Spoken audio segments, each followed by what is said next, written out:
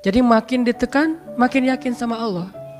Makin banyak masalah, makin yakin sama Allah. Makin berserah kepada Allah. Kok bisa kayak gitu? Ada orang yang ketika makin banyak masalah, makin ragu sama Allah. Ini Allah maunya apa sih? Gitu kan? Ketika makin banyak masalah, makin kayak mempertanyakan takdir dan ketentuan Allah. Kenapa kok saya yang ngalamin ini? Kenapa saya dari dulu gak selesai-selesai masalahnya? Kenapa justru setelah saya berhijrah malah banyak masalah? Kenapa para sahabat sebaliknya? Makin dikasih ujian, makin wa ma zadahum illa imanan wa taslima. Gak bertambah kecuali iman dan kepasrahan. Jadi dikasih ujian malah makin yakin sama Allah, bukan makin ragu. Misalnya dia ganti nih model transaksi dagangnya, bisnisnya. Yang tadi mungkin syubhat atau haram, sekarang dia pakai model transaksi bisnis yang halal aja deh, yang aman-aman aja. Gara-gara transaksi yang halal malah banyak masalah. Masih mending kalau masalahnya cuman berkurang income-nya. Ini malah ditipu orang lah, rugi segala macam. Mulai mempertanyakan, nih bener gak ya saya ngambil jalan yang syariat segala macam, kok malah makin susah nih kelihatannya. Kenapa kita ketika diuji malah jadi ragu sama Allah? Kenapa saya katanya kalau misalnya saya jujur, saya akan dapat kebaikan. Ini gara-gara jujur malah gak lulus. Ya mungkin gak belajar tapi jujur. Yang satu lagi yang gak jujur malah nilainya bagus mungkin. Misalnya gak belajar tapi dia dusta. Kenapa para sahabat ketika diuji malah makin yakin sama Allah? Malah makin pasrah kepada Allah. Karena mereka pegang janji Allah. Itu salah satu tipsnya. Kalau kita pengen tetap woles pas menghadapi kesulitan, pegang janji Allah. Makin kita kuat pegang janji Allah, diuji, kita makin pasrah sama Allah. Ya Allah, saya akan yakin sama Engkau memegang janjimu. Ketika diuji, saya berharapnya balasan dari Allah, pertolongan dari Allah. Kayak yang pernah saya sampaikan dulu, kalau kita dapat musibah, yakinlah kepada janji Allah. Siapa yang membaca doa yang diajarkan Nabi, nanti Allah akan ngasih ganti yang lebih baik gitu kan ya. Allahumma ajurni fi musibati wa khluf li khairan minha.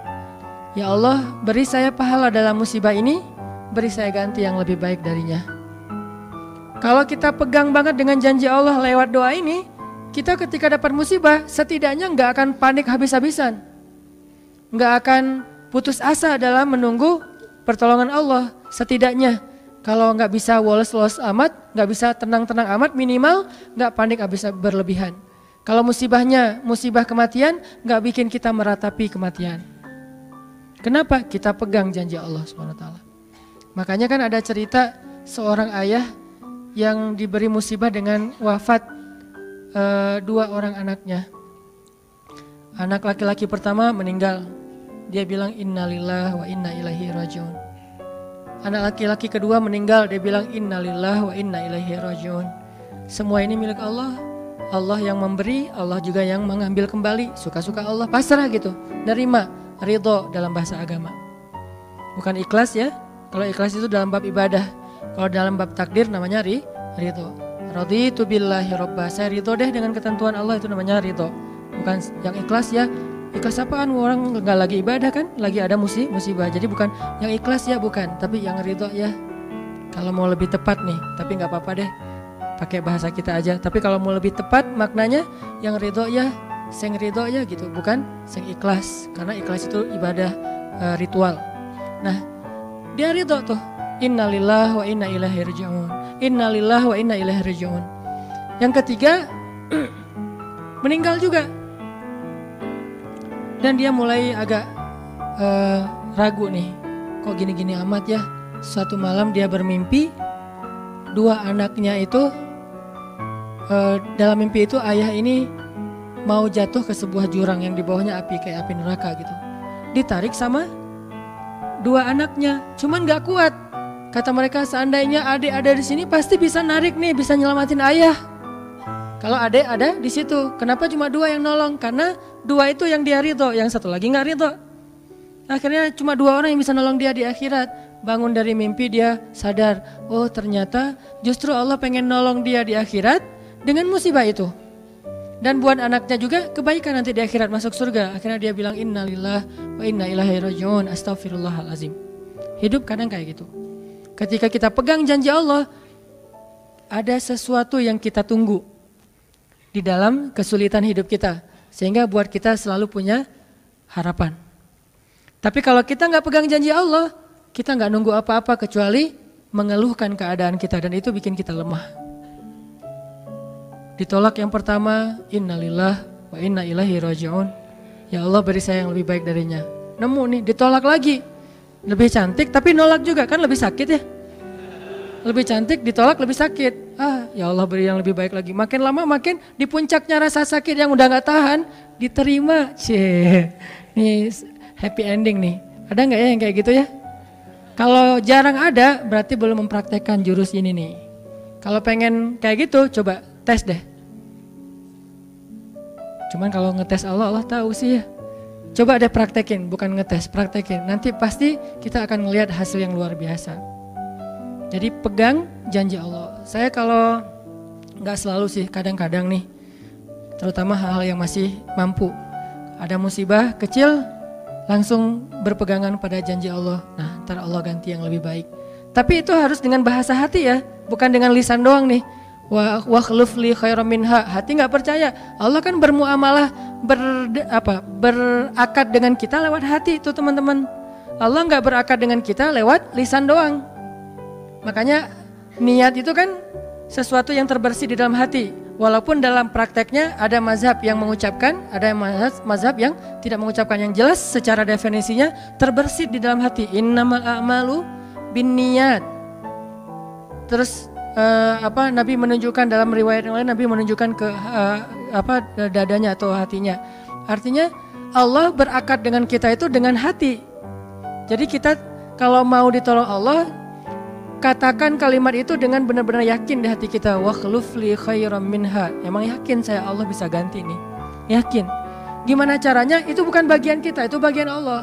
Bagian kita berharap, bagian Allah memberikan cara. Jangan sampai kita mengambil bagian Allah. Pasti kita akan kebingungan. Orang kita bukan Tuhan.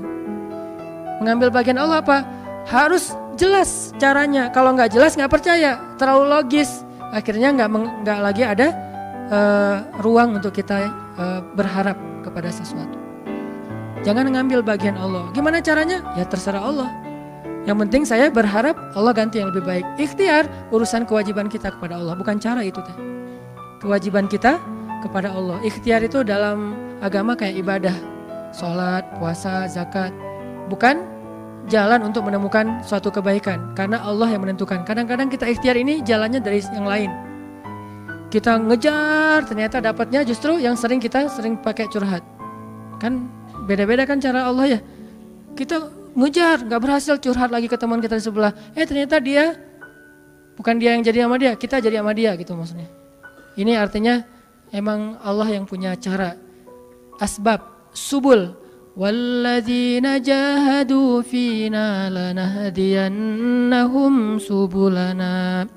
Orang yang bersungguh-sungguh di jalan kami yang akan tunjukkan kepada cara-cara menuju kepada kebaikan. Subul, bukan cuma satu. Kalau satu sabil, ini berarti Allah yang punya cara. Ya Allah, beri saya ganti yang lebih baik. Saya yakin banget nih. Kata teman kita, caranya gimana? Kayaknya mustahil deh. Allah punya cara. Allah bisa mendatangkan sesuatu dengan cara-cara yang kita mengerti, ilmiah, logis. Bisa yang dengan cara yang kita nggak ngerti, nggak ilmiah, nggak logis. Bisa juga dengan sebalik dari apa yang kita ngerti. Kita ngertinya gini, Allah bikin yang sebaliknya. Allah punya banyak cara. Contoh, Allah mendatangkan kita, melahirkan manusia itu dari pasangan ayah dan ibu. Ilmiah, logis, bisa dijelaskan secara keilmuan. Tapi Allah juga bisa mendatangkan seorang anak tanpa ayah seperti Isa dari rahimnya Siti Maryam yang suci. Atau bisa juga mendatangkan seekor onta bukan dari induknya tapi keluar dari batu seperti ontanya Nabi Solih. Allah bisa mendatangkan segala sesuatu dari cara-cara yang yahtasib au la yahtasib. Yang kita mengerti atau kita tidak mengerti. Makanya Allah mengatakan wa yarzuqhu min haitsu la yahtasib. Allah kasih rezeki dari jalan haitsu la yahtasib, yang gak pernah kalian duga. Berarti kalau masih keduga bukan itu jalannya. bisa sih kayaknya jalan ini, bukan itu. Bisa sih ini, bukan itu. Terus jalannya apa? Yakin, itulah jalannya. Allah yang akan mendatangkan dengan surprise. Kayaknya surprise itu lebih seru sih. Dan surprise Allah itu emang pasti. Kalau surprise teman kita pas kita ulang tahun, kenapa ya hari ini kok biasa-biasa aja ya, nggak ada yang ngucapin, nggak ada yang ngasih hadiah misalnya ya. Kita masih berharap, mungkin mereka pengen ngasih surprise. Nanti malam-malam tiba-tiba saya masuk ke rumah, saya buka pintu rumah saya, tiba-tiba orang udah ngumpul semua di dalam rumah, terus ngasih surprise happy birthday gitu, balon segala macam, gitu-gitu deh. Bisa. Tapi apakah itu terjadi? Belum tentu. Pas kita pulang ke rumah udah siap-siap gitu. Gua mah nggak akan kaget lah, yang gitu-gitu pasti udah disiapin. Buka pintu, ngelihat ke dalam, jalan pelan-pelan, nyalain lampu, kosong, nggak ada siapa-siapa. Manusia bisa gitu banget kan? Teman kita atau pasangan kita berpikir pasti dia ingat lah, nggak mungkin dia nggak ingat hari jadian kita atau hari putus kita terus jadian lagi atau hari lahir lah minimal, pasti dia ingat. Tapi belum tentu dia bisa ngasih kita surprise seperti yang kita harapin. Kalaupun dia ngasih surprise, kadang-kadang kado atau hadiahnya itu nggak seperti yang kita harapin, biasa-biasa aja ternyata. Mungkin dia lagi nipis keuangannya, nggak punya modal apa-apa, ya udah ngasih apa yang ada aja, pulpen, permen. Nah, Allah nggak gitu. Allah kalau ngasih surprise itu benar-benar ngasih dan buat kita benar-benar ngerasa beruntung kalau kita percaya. Makanya berakatlah dengan Allah lewat hati. Hadza ma wa'adanallahu wa rasuluh wa sadaqallahu wa rasuluh. Benarlah Allah dan Rasul. Hasbiyallah atau apapun ucapan-ucapan belief, termasuk wa khluf li khairam minha, beri saya ganti yang lebih baik darinya. Tapi kita berakad itu dengan hati. Allah tunjukin tuh. Ini yang bisa bikin kita sedikit lebih tenang atau banyak bisa dapat ketenangan kalau kita dalam kondisi yang sulit.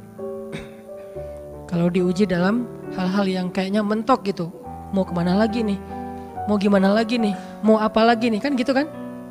Udah nggak tahu lagi mau gimana, mau kemana, mau apa, mau siapa lagi nih? Kayaknya semua yang di